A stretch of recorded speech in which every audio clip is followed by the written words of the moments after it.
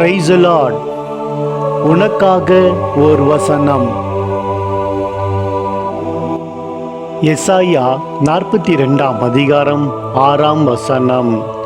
ஆண்டவராகிய நான் நீதியை நிலைநாட்டுமாறு உம்மை அழைத்தேன்.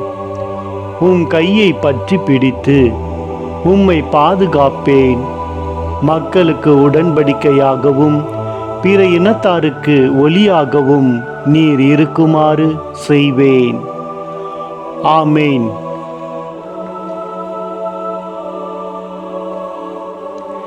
ஏசாயா 42 அதிகாரம் 6-7 வசனங்கள். நீர் குருடருடைய கண்களை திறக்கவும், கட்டுண்டவர்களை காவலில் இருந்தும், இருளில் இருக்கிறவர்களை சிறைச்சாலையில் இருந்தும் விடுவிக்கவும், கர்த்தராகிய நான் நீதியின்படி உம்மை அழைத்து. ஆமேன்.